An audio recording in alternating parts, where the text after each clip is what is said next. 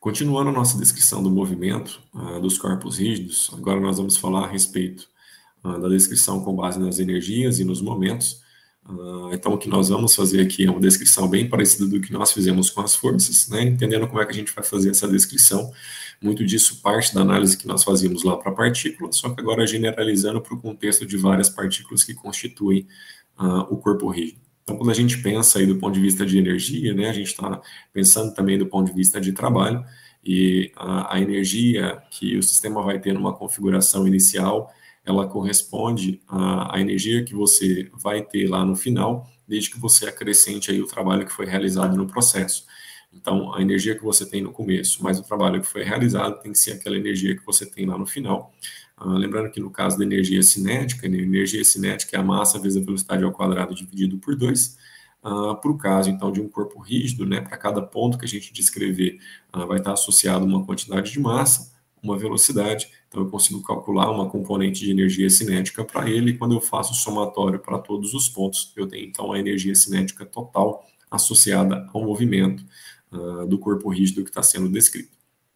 Esse trabalho que a gente mencionou, ele pode ser calculado de uma outra forma, né? Não só como a diferença entre as energias cinéticas que a gente tem na configuração final inicial, mas também a partir das forças e dos deslocamentos que são produzidos. Então, a definição matemática do trabalho é que ele é integral de F escalar dr, né?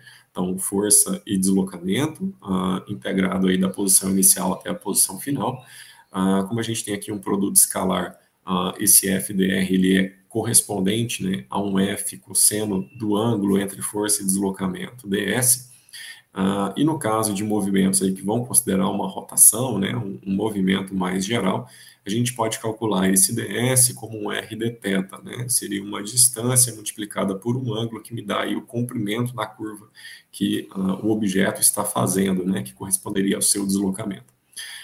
Então, nesse caso, nós teríamos aí, para a expressão que vai ser integrada, né, um FR de θ, onde F vezes R corresponde, na verdade, a um binário de forças, né, um torque que está sendo gerado. Então, o trabalho ele corresponde à integral do torque na distância angular que está sendo percorrida entre a posição final e a posição final, entre a configuração inicial e a configuração final do objeto que nós estamos descrevendo. Se esse torque for constante, né, ele pode sair, então, da integral, e aí nós teríamos um resultado de que esse trabalho seria o torque vezes esse ângulo, né, essa diferença de ângulo final e inicial que dá qual é a angulação que foi girada aí nesse processo de rotação. Então, perceba que a descrição de energia e trabalho é bem parecida com aquela que a gente fez para a análise do movimento das partículas, mas agora a gente está pensando isso para um objeto que é constituído de várias partículas e que mantém a sua estrutura rígida, né? Mas, fundamentalmente, a gente está fazendo o mesmo tipo de aplicação. A ideia aqui agora é que a gente tem que pensar que a gente vai descrever isso não para cada um dos pontos, porque isso tornaria o trabalho bastante grande, né? Mas pensar em descrever isso em termos de um único ponto que represente todo o sistema. Então, descrever isso em termos do movimento do centro de massa. Então, para o caso da energia cinética, né, o que a gente vai ter aqui seriam duas análises para fazer.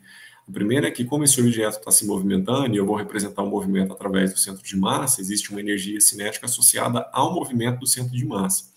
Então, o movimento do centro de massa é representado por uma velocidade do centro de massa, e a energia cinética ficaria a massa vezes a velocidade do centro de massa elevado ao quadrado dividido por 2. O detalhe é que, como esse objeto agora ele pode rotacionar em termos do centro de massa do sistema, né, em torno dele, então, cada partícula desse objeto tem uma velocidade em relação ao centro de massa, então existe uma energia cinética associada a essa rotação.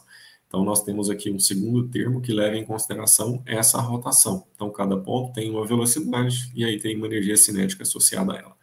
Mas como esses pontos giram em torno do centro de massa, nós podemos escrever essa velocidade em termos da velocidade de rotação, né? Então, essa velocidade seria R vezes ômega, e aí nós teríamos uma expressão aqui que seria m, r ao quadrado, ômega ao quadrado, onde esse ômega é constante e pode sair do somatório.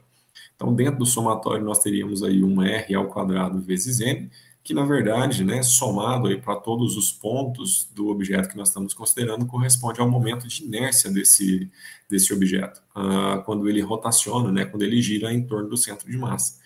Então, esse segundo termo, na verdade, ele corresponde à metade do momento de inércia em relação ao centro de massa multiplicado pela velocidade angular elevado ao quadrado.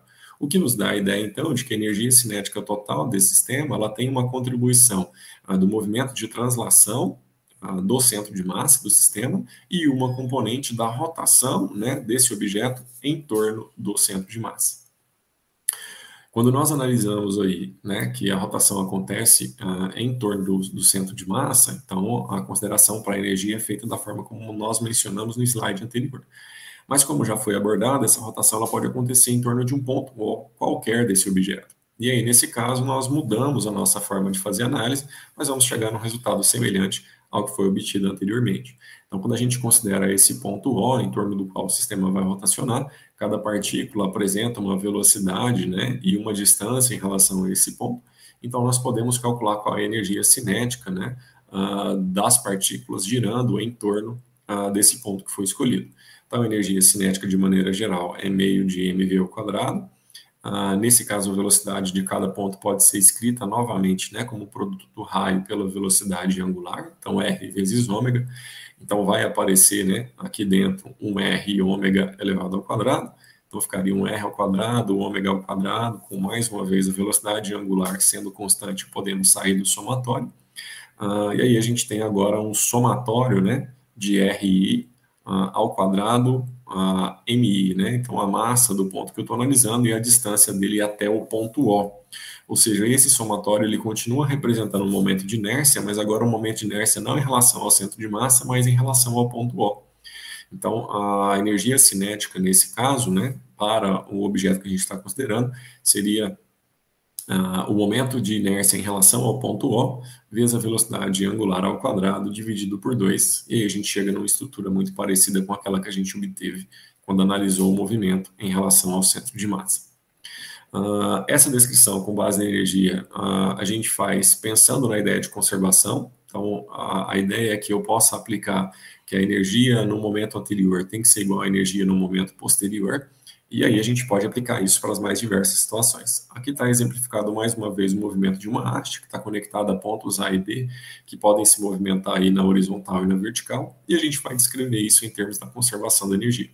Então, se a gente pensar numa configuração inicial onde o sistema está em repouso, né, alinhado aqui na horizontal, e numa situação final, o objeto foi movido, né, a partir da translação do ponto B verticalmente para baixo, que resultou na translação do ponto A horizontalmente para a esquerda, e aí no movimento da haste AB, né, que contempla também uma rotação no sentido anti-horário, a gente pode pensar que a energia total envolvida na situação anterior, ela tem que ser equivalente à energia que você tem na situação posterior.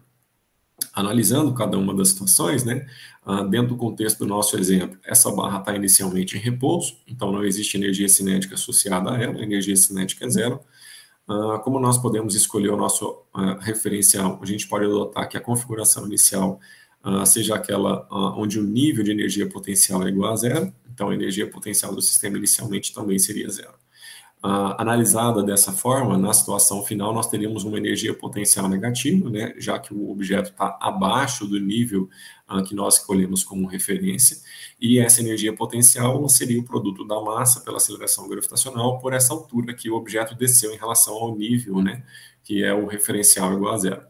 Então, nesse caso, nós teríamos uma energia potencial que seria a massa vezes a gravidade, vezes essa altura, onde essa altura seria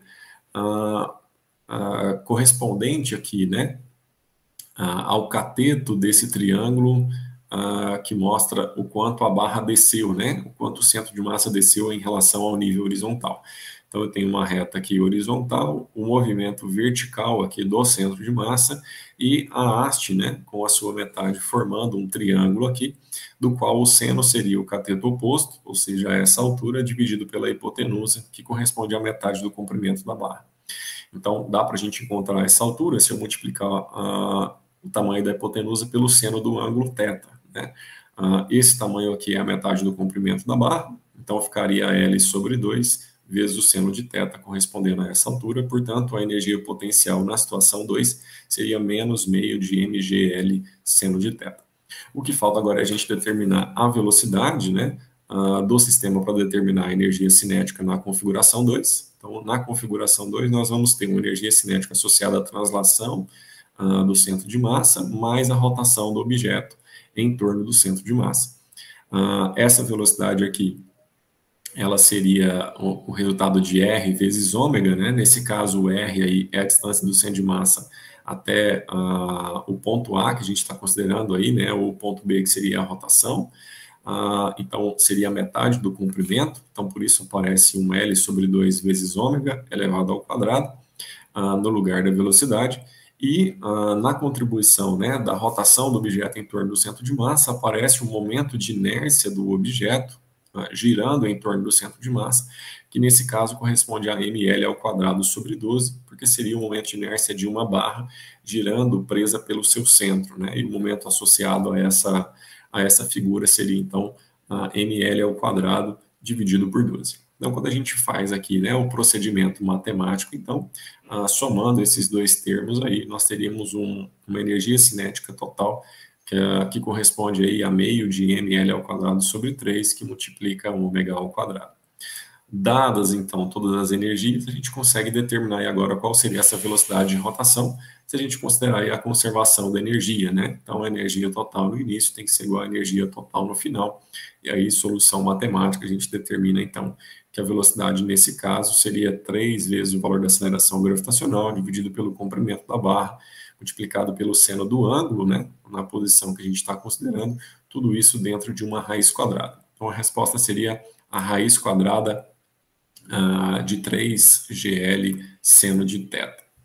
E da mesma forma que a gente faz análise, né, com relação à energia, a gente faz também análise com relação ao momento. Mudam aqui alguns detalhes, mas a descrição é essencialmente a mesma. Então, a quantidade de movimento que você tem no início, né, adicionado aí aos torques que são produzidos pelas forças no sistema, vai resultar em uma quantidade de movimento que você tem na situação final do sistema. Em termos do movimento, né, nós vamos descrever isso em termos do momento linear e do momento angular. O momento linear é representado aí pela letra L, e é o produto da massa pela velocidade. Então, nesse caso, nós faríamos o somatório, né, sobre todas as partículas aí do produto da massa pela velocidade de cada uma delas, e obteríamos qual é o momento linear do sistema. O movimento que diz respeito à rotação, né, o momento angular, ele é o resultado de R vetor L, né? Então, abrindo L como N vezes V, a gente teria o momento angular como R vetor V vezes M, e aí a gente tem que somar isso sobre todas as partículas do sistema. Então, a gente tem aí a forma de calcular, né, para cada um dos pontos que a gente tem que compor o sistema, e quando a gente faz o somatório, a gente está, então, descrevendo o objeto como um todo. É claro que a gente pode considerar, mais uma vez, rotações que não acontecem em torno do centro de massa, mas a ideia é que a gente vai fazer a mesma análise que a gente fez para o caso das energias e para o caso das forças, né? Então, a gente pode considerar, aí, no caso de uma rotação não centroidal, uma rotação do centro de massa, né? Mais uma rotação do centro de massa em relação a esse ponto que a gente está considerando, né? Então, um movimento do centro de massa, mais um movimento dele em torno do ponto O que a gente está considerando. Então, nós teríamos aí duas contribuições, né? Uma do movimento do centro de massa e uma da rotação do objeto em torno aí, né, do centro de massa em torno do ponto O, e juntando, né, esses dois termos, nós teríamos aí um momento de inércia mais mr ao quadrado, tudo isso multiplicado por ômega, onde, na verdade, isso aqui é o momento de inércia efetivo em relação ao ponto O, né, ou o momento de inércia do ponto O, ele é o momento de inércia do centro de massa, mais o momento do centro de massa rotacionando em torno do ponto O.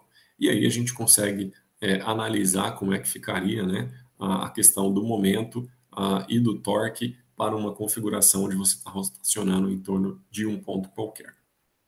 Da mesma forma que a gente faz para o caso das energias, essa descrição em termos dos momentos, ela obedece também uma relação de conservação, onde a gente vai considerar que o momento angular total que você tem antes é igual ao momento angular total que você tem depois. Isso vai nos permitir, né, analisar, como nós fizemos lá para o caso da energia, né, na aplicação daquele exercício, a descrição do movimento dos sistemas, considerando aí a conservação do momento angular para os corpos rígidos que nós vamos estudar. Eu espero que esse material tenha te ajudado a compreender, né, a importância e o que a gente consegue quando descreve o movimento dos corpos rígidos através da descrição energética e dos momentos. Um forte abraço para você, bons estudos e até o nosso próximo encontro.